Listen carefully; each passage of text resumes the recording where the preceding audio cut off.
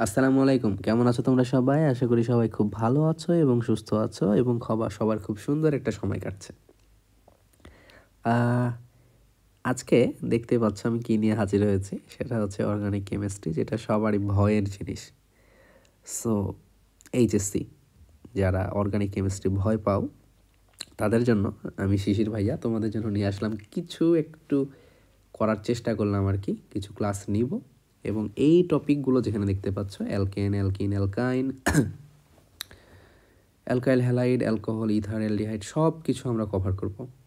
But সব কিছু cover করতে হলে তোমাকে যেটা জানতে হবে সেটা হচ্ছে বেসিক।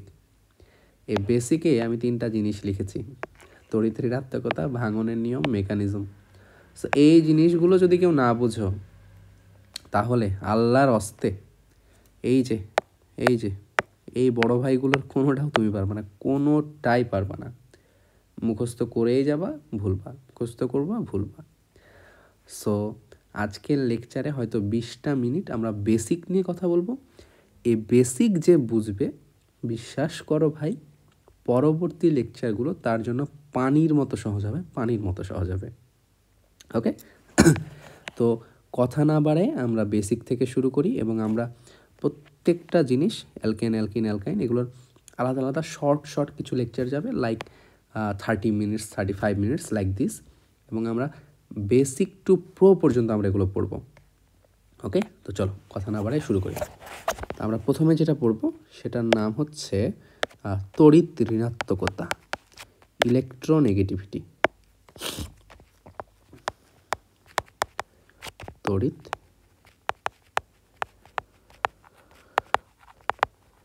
ঋণাত্মকতা। সো তড়িৎ ঋণাত্মকতা জিনিসটা হচ্ছে, এটা এমন একটা জিনিস যেটা সমযোজী বন্ধনের সাথে রিলেটেড।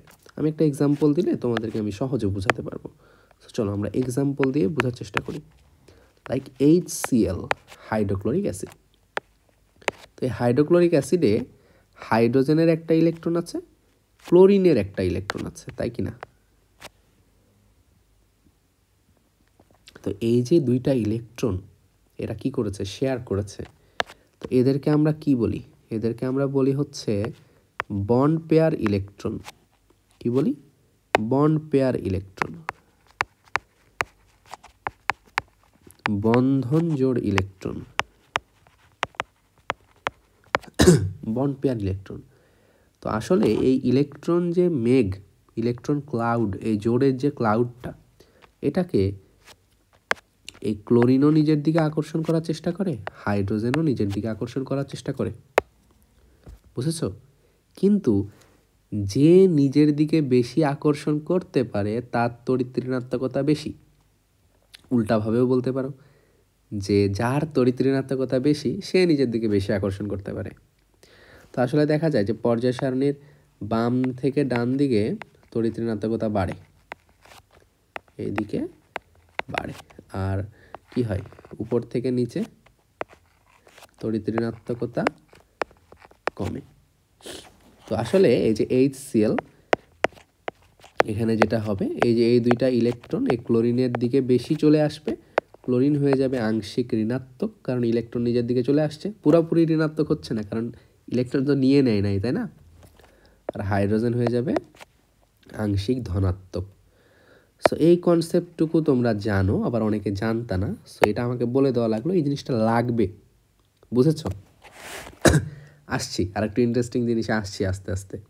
দেখো, তো এই হচ্ছে বিষয়। তড়িৎ ঋণাত্মকতার কিছু মান তোমরা চাইলে মনে রাখতে পারো, লাইক CNOF, এটা হচ্ছে গ্রুপ, মানে একই পর্যায়ের বেশ কয়েকটা মৌল। সো কার্বনটা, ফ্লোরিন শুরু হয় 4.0, দেন অক্সিজেনে হয় 3.5, নাইট্রোজেনে হয় 3.0, কার্বনে হয় 2.5, 0.5 করে কমছে। ওকে, দেন তুমি হাইড্রোজেনের তড়িৎ ঋণাত্মকতা মনে রাখতে পারো 2.1, সালফারের কত আমি তো ভুলে গেছি, সালফারের হয়তো 2.5 ছিল। ওকে, CNOF, এই তো ঠিক আছে। হ্যাঁ, এই তো এই কয়টা মনে রাখলেই হয়। আরও আছে, দেখে নিতে পারো চাইলে, খুব একটা লাগবে না। সো তোমাকে যদি বলা হয় HF, তো এইচ এফ এইখানে ফ্লোরিনটা হবে ডেল্টা মাইনাস, এইচটা হবে ডেল্টা প্লাস। সো এই জিনিসগুলো একটু আর কি জেনে রাখতে হবে। ওকে, সো আমরা এখন যেটা সেকেন্ড বেসিকে যাব সেটা হচ্ছে ভাঙনের নিয়ম। এই ভাঙনের নিয়মটা কিন্তু তড়িৎ ঋণাত্মকতার সাথে ওতপ্রোতভাবে জড়িত, মানে একদম ডিপলি রিলেটেড। সো তুমি যদি তড়িৎ ঋণাত্মকতা বোঝো তখন তুমি ভাঙনের নিয়ম বুঝবা ভালো মতো, আর ভাঙনের নিয়ম বুঝলে তুমি মেকানিজমে ভালো ফলাফল লাভ করতে পারবা। সো চলো আমরা ভাঙনের নিয়মটা একটু শিখে আসি। তো আমরা এখন দেখব হচ্ছে ভাঙনের নিয়ম। ভাঙনের নিয়ম, তো এখানে দেখো আমরা দুই রকমের ভাঙন দেখতে পারবো। একটা ভাঙনকে আমরা বলি হচ্ছে সুষম বিভাজন, এটা হচ্ছে সুষম বিভাজন, আর আরেকটা আমরা বলবো হচ্ছে বিষম বিভাজন। আমরা বলবো বিষম বিভাজন। তো সুষম বিভাজন কথাটা শুনে বুঝতে পারছো সমভাবে বিভাজিত হবে। লাইক তোমাকে আমি বললাম হাইড্রোজেন, তো এই হাইড্রোজেন যেটা, এই হাইড্রোজেনটাকে আমরা এভাবে লিখি হাইড্রোজেন। সো এখানেও দুইটা ইলেকট্রন আছে, বন্ধনজোড় ইলেকট্রন। আচ্ছা, এখন এই হাইড্রোজেনের যে বন্ধনজোড় ইলেকট্রন, এই বন্ধনজোড় ইলেকট্রন দুইটাকে কে নিজের দিকে বেশি আকর্ষণ করবে বলো তো? কোন হাইড্রোজেনটা, এটা নাকি এটা? আসলে এখানে দুইটা হাইড্রোজেনের তড়িৎ ঋণাত্মকতাই তো সেম, তাহলে কেউ কি বেশি আকর্ষণ বা কম আকর্ষণ করবে? না। তখন এইখানে যেটা হবে, এরা যদি কখনো ভাঙে তাহলে একদম মাঝ বরাবর ভেঙে যাবে, দুইজন আলাদা আলাদা ইলেকট্রন নিয়ে। তখন এগুলোকে আমরা বলি হচ্ছে ফ্রি রেডিক্যাল। এগুলোকে আমরা বলি ফ্রি রেডিক্যাল বা মুক্তমূলক। মুক্তমূলক এগুলো কখন পসিবল? যখন দুই দিকের তড়িৎ ঋণাত্মকতার মান সেম হয়। লাইক আমি এখন বলছি ক্লোরিন Cl2, তো ক্লোরিন মানে হচ্ছে Cl বন্ড Cl, তাহলে এই যে দুইটা ইলেকট্রন, ওর ইলেকট্রন ও নিয়ে নিবে, ওর ইলেকট্রন ও নিয়ে নিবে, দুইজন ভাগ হয়ে যাবে, Cl free radical plus chlorine free radical, that's it. মানে কোনো এখানে মিসকনসেপশনের কোনো সুযোগ নেই। তোমাকে যদি বলা হয় যে HCl, তখন কি তুমি তাই করতে পারবা? ওকে এটা দিলা, ওটাকে এটা দিলা, এটা তখন কিন্তু আর পসিবল হবে না, কারণ দুইজনের তড়িৎ ঋণাত্মকতা এখানে ভিন্ন। তাহলে সুষম বিভাজন হতে গেলে কয়টা জিনিস থাকতে হবে? দুইটা জিনিস থাকতে হবে। ফার্স্ট কথা হচ্ছে সিমেট্রি থাকতে হবে, সিমেট্রি থাকতে হবে। আর সেকেন্ড কথা হচ্ছে ইলেকট্রোনেগেটিভিটি, ইলেকট্রোনেগেটিভিটি। এখন দেখো তো, ধরো আমি তোমাকে বলছি যে হচ্ছে CH3 বন্ড CH3, এটার নাম কি? এটার নাম হচ্ছে অ্যালকেন। এখন এইটার যদি আমি গঠন তোমাদেরকে দেখাই তাহলে CH তাই কিনা, H। এখন বলো তো এটা কিভাবে ভাঙবে যদি কখনো এটা ভাঙে? তো এটা তখন এইভাবে ভাঙবে, খেয়াল রাখো, এই দেখো এভাবে ভাঙতেও পারে। দেখো এই বরাবর কিন্তু এটা সিমেট্রি কাজ করছে, তাহলে এই ইলেকট্রনটা ও রেখে নিবে, ও ইলেকট্রনটা ও রেখে নিবে, এরা কি করবে? এভাবে ভাগ হয়ে যাবে, CH3 ওর একটা ইলেকট্রন, ওর একটা ইলেকট্রন, কোনো অ্যানায়ন বা ক্যাটায়ন গঠিত হচ্ছে না। তখন এগুলোকে আমরা বলি হচ্ছে মিথাইল ফ্রি রেডিক্যাল। কি বলি? Methyl free radical.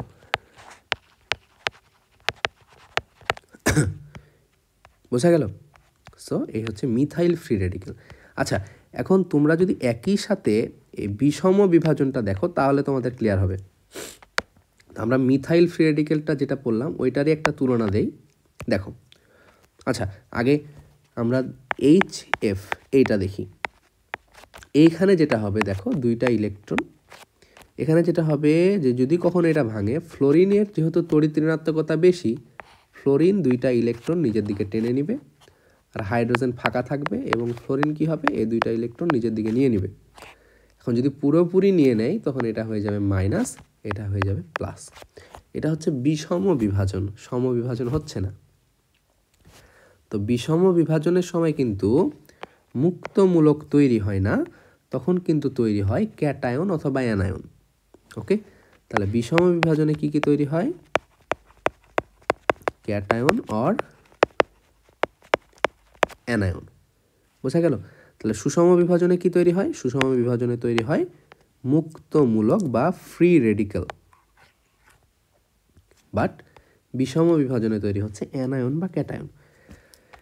এখন এই যে আমি একটু আগে দেখালাম CH3 এটা ভেঙে তৈরি করলাম CH3 free radical, CH3 free radical,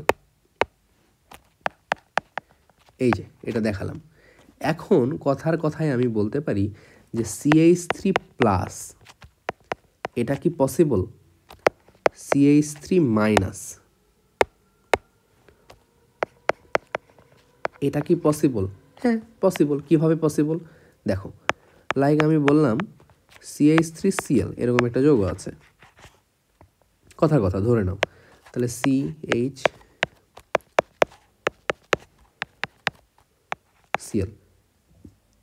কার্বনের তড়িৎ-ঋণাত্মকতা বেশি নাকি ক্লোরিনের? অবশ্যই ক্লোরিনের তড়িৎ-ঋণাত্মকতা বেশি। তাহলে এখানকার এই দুইটা ইলেকট্রন ক্লোরিনের দিকে চলে যাবে। এটা ভাঙবে কিভাবে, CH3 প্লাস যোগ ক্লোরিন, এই যে দুইটা ইলেকট্রন নিয়ে নিয়েছে, ও হয়ে গেল মাইনাস। তাহলে এটাকে আমরা বলি মিথাইল কার্বোক্যাটায়ন।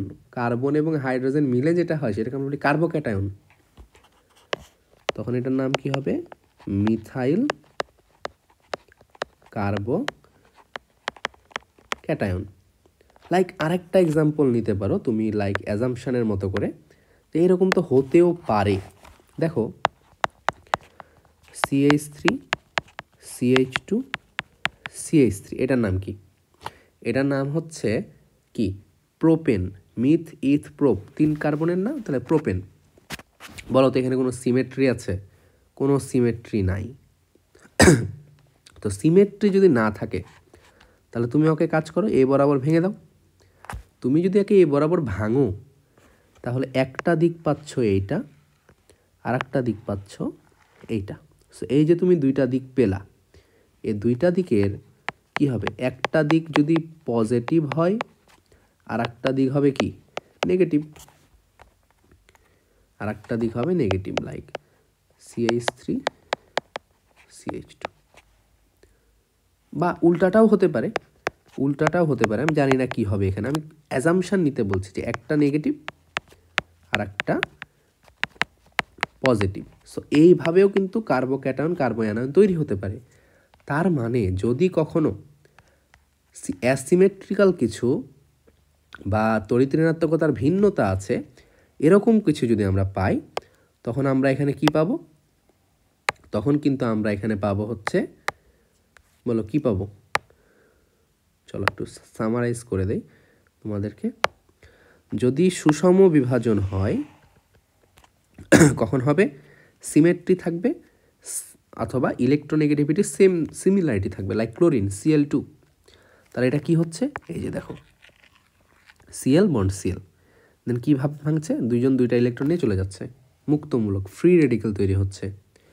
তো ফ্রি রেডিক্যাল কখন তৈরি হচ্ছে, সিমেট্রি থাকছে, যেমন এই যেটা সিমেট্রি থাকছে, দুই ভাগে ভাগ হয়ে গেল CH3 ফ্রি রেডিক্যাল। বাট যদি যদি কখনো আমরা এরকম দেখতে পাই বিষম বিভাজন, কখন, যখন দুইটার তড়িৎ-ঋণাত্মকতার ভিন্নতা থাকবে, like hydrogen fluoride HF, H+F-, this is HF। তাহলে এই যে ফ্লোরিন দুইটা ইলেকট্রন কি করছে, নিজের দিকে নিয়ে নিচ্ছে, দেন তৈরি করছে এইটা। সো বিষম বিভাজনে কিন্তু ক্যাটায়ন অ্যানায়ন তৈরি হবে। যেমন এখানে আমরা দেখলাম এটা ফ্রি রেডিক্যাল তৈরি হচ্ছে, তাই না? বাট এরকমভাবে মিথাইল ফ্রি রেডিক্যাল, যেমন এটা মিথাইল কার্বোক্যাটায়ন, মিথাইল কার্বোঅ্যানায়ন, এগুলোও হইতে পারে, লাইক CH3Cl। তো দেখো এখানে ক্লোরিনের তড়িৎ-ঋণাত্মকতাটা বেশি, তো ক্লোরিনের তড়িৎ-ঋণাত্মকতা যেহেতু বেশি, তাহলে কি হচ্ছে, এই যে ইলেকট্রনগুলো ক্লোরিনের দিকে চলে যাচ্ছে, ক্লোরিন মাইনাস, এটা হয়ে যাচ্ছে প্লাস, তাহলে মিথাইল কার্বোক্যাটায়ন। আবার মিথাইল কার্বোয়ানায়নও হতে পারে, যেমন এটা কিন্তু সিমেট্রি না, তাহলে এখানে হয় এটা প্লাস এ সাইডটা মাইনাস, অথবা এটা মাইনাস এটা প্লাস হতেই পারে। সো একই জিনিস তুমি এখানে কি কি পেলা দেখো তো। তুমি একবার পেলা CH3 হতে পারে কি কার্বো ফ্রি রেডিক্যাল মুক্তমূলক, একইভাবে দেখবা CH3 হতে পারে কার্বোক্যাটায়ন পজিটিভ, আবার একইভাবে তুমি দেখবা কখনো কখনো CH3-র উপরে মাইনাস লেখা। সো এই জিনিসগুলো পড়তে যে তোমরা যাবা ঘাবড়ে যে আই কী জিনিস, CH3 একবার বলে একটা ইলেকট্রন, একবার বলে প্লাস, একবার বলে মাইনাস, একই জিনিস কি প্লাস মাইনাস হইতে পারে? 3 রকম হইতে পারে? হ্যাঁ হইতে পারে। কিভাবে হতে পারে সেটা কিন্তু আমি দেখাই দিলাম। সো দেখো, তড়িৎ ঋণাত্মকতা এবং ভাঙনের নিয়ম এই দুইটা জিনিসের সূক্ষ্ম জ্ঞান যদি তোমার না থাকে তাহলে কিন্তু ভাই হবে না, কোনোভাবেই হবে না। বোঝা গেল? সো আমরা কিছু জিনিস দেখব, কিছু বিকারকের নাম দিয়ে আমরা শেষ করব। লাইক একটা ইম্পর্টেন্ট বিকারক আমাদের এখানে আছে, সেটা হচ্ছে গ্রিগনার্ড রিএজেন্ট। গ্রিগনার্ড রিএজেন্ট, এই গ্রিগনার্ড রিএজেন্টটা হচ্ছে আর বন্ড MgX, এটাকে আমরা যেভাবে লিখি ভাষায় সেটা হচ্ছে alkyl magnesium halide. Magnesium halide, বুঝেছো? লাইক CH3Mgi, এটাও একটা গ্রিগনার্ড রিএজেন্ট, বুঝেছো? লাইক এটাও হতে পারে CH3CH2Mgi, এটাও একটা গ্রিগনার্ড রিএজেন্ট হতে পারে, হইতেই পারে। এটাকে বলে আমরা মিথাইল ম্যাগনেসিয়াম হ্যালাইড, এটা ইথাইল ম্যাগনেসিয়াম হ্যালাইড। সোজা কথায় এটা হচ্ছে Grignard reagent.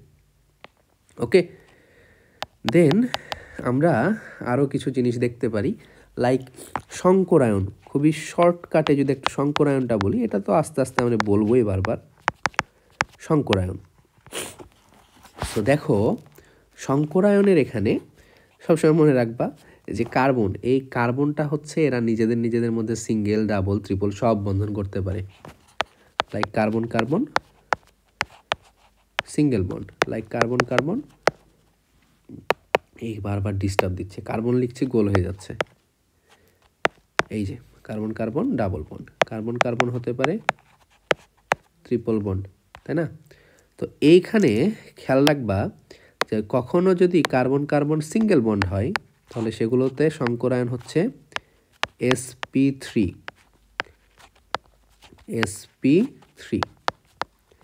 Carbon carbon double bond হইলে শঙ্করায়ন হচ্ছে sp2, আর কার্বন কার্বন ট্রিপল বন্ড হইলে শঙ্করায়ন হচ্ছে sp। আর একটা স্পেশাল কেস হচ্ছে যে যদি কখনো এরকম দেখতে পাও তখন sp শঙ্করায়ন। বোঝা গেছে?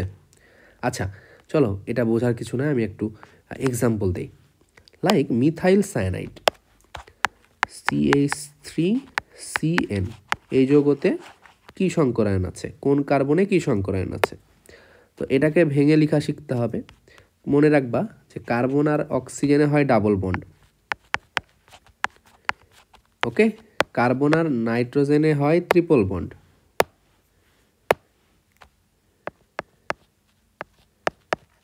ওকে। সো এই জিনিস মনে রাখবা, ওকে। তো চলো এটাকে যদি আমরা ভেঙে লিখি,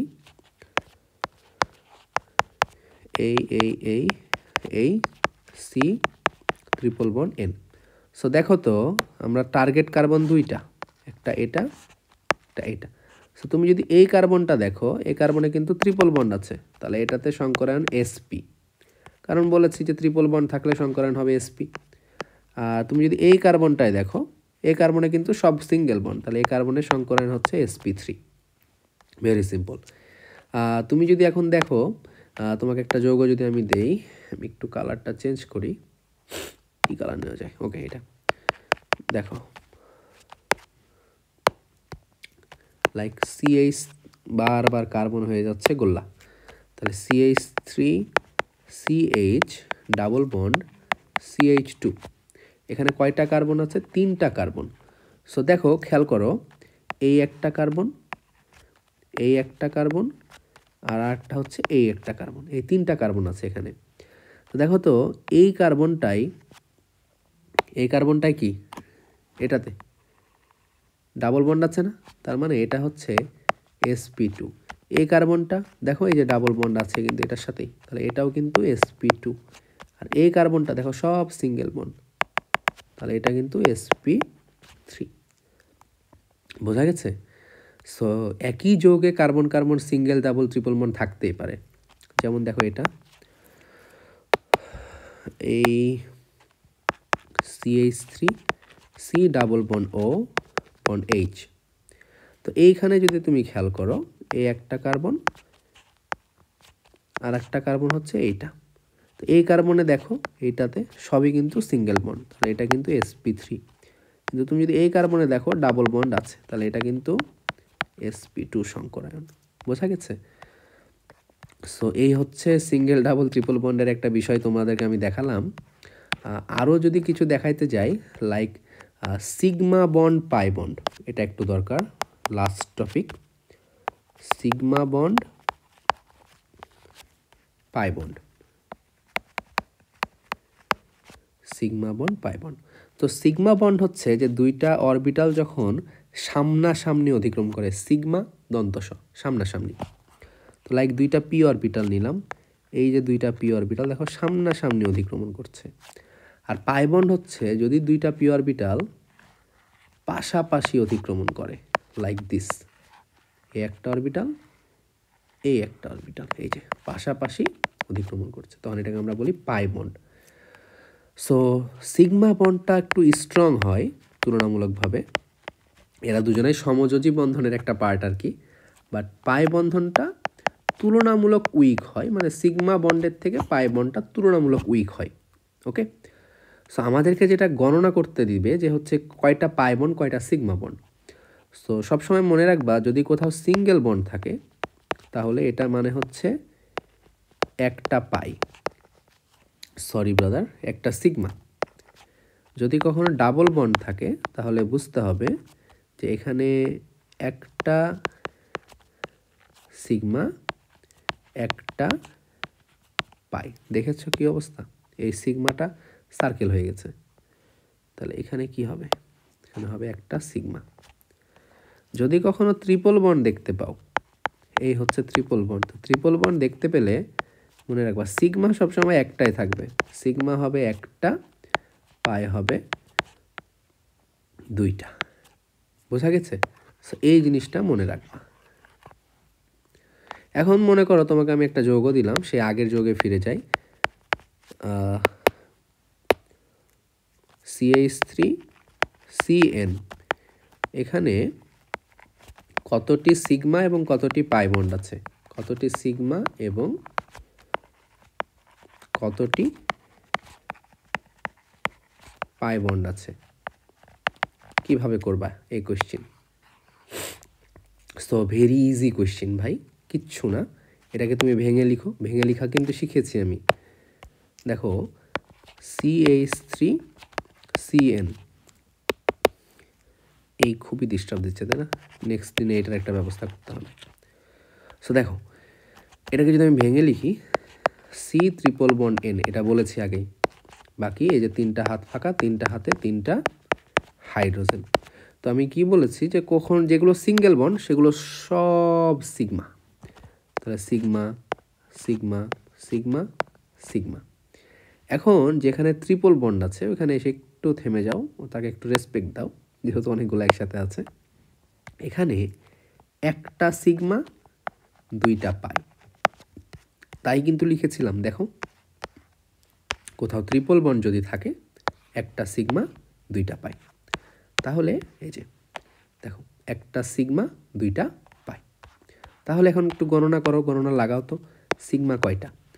1 2 3 4 5, সিগমা হচ্ছে 5টা, পাই কয়টা? পাই হচ্ছে 2টা। সো তুমি এই যোগে এটা বের করে ফেলতে পারলা। লাইক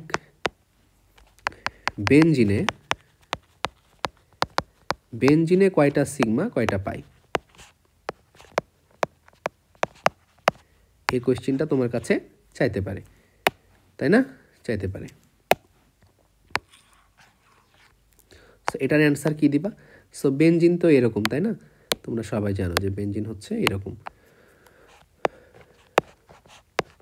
তো এইভাবে দেখে কিন্তু বেনজিনে কয়টা সিগমা কয়টা পাই বোঝা যাবে না। সো যেটা করতে হবে, বেনজিনের অরিজিনাল যে চিত্র সেটা তোমাকে আঁকানো শিখতে হবে, তাই না? একান্তর দ্বিবন্ধন, একটা একটা করে হাত পাকা থাকে। এই হচ্ছে বেনজিন, তাই না? তো এই যে বেনজিন, এই বেনজিনের তুমি খেয়াল করে দেখবা যে এই বেনজিনে শোনো, যেগুলো সিঙ্গেল বন্ড, এটাই তো C6H6, তাই না? এখন এই বেনজিনে যেগুলোতে সিঙ্গেল বন্ড সেগুলো হচ্ছে সিগমা, তাহলে এটা সিগমা, এইটা সিগমা, খেয়াল করো তো, চলো দেখো, এইটা সিগমা, এইটা সিগমা। আগে সিঙ্গেল বন্ডগুলোর কাজ সেরে ফেলো, sigma sigma sigma and sigma. Okay, কোনো সিঙ্গেল বন্ড বাদ গেছে? বাদ গেছে, এটা বাদ গেছে, সো দিয়ে দাও। এবার পাই বন্ডের দিকে যাও, মানে ডাবল বন্ডে দাও। তো এই যে ডাবল বন্ড দেখতে পাচ্ছ বাবাজি, এই ডাবল বন্ডের একটা হবে সিগমা, একটা হবে পাই, একটা হবে সিগমা, একটা হবে পাই, একটা সিগমা, একটা পাই। সো তুমি এইভাবে গণনা করে ফেলতে পারো এখানে কয়টা সিগমা কয়টা পাই আছে। সো সিগমা যদি গণনা করো 1 2 3 4 5 6 7 8 9 10 11 12, সো 12টা হচ্ছে সিগমা।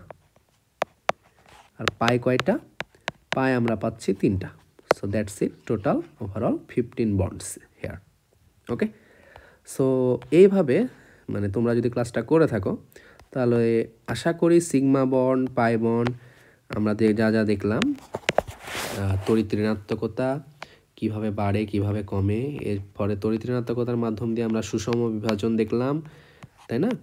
সুষম বিভাজন, ফ্রি রেডিকেল, দেন আমরা দেখলাম হচ্ছে বিষম বিভাজনে কীভাবে cation anion, carbocation কার্বো anion form করে, তাই না? দেন আমরা দেখলাম হচ্ছে এই যে এদিকে এসে সিগমা বন্ড, পাই বন্ড, এখানে কোনটা স্ট্রং হয়, কিভাবে আমরা sigma bond, pi bond calculate করতে পারি আমরা সেটাও পড়লাম, তাই না?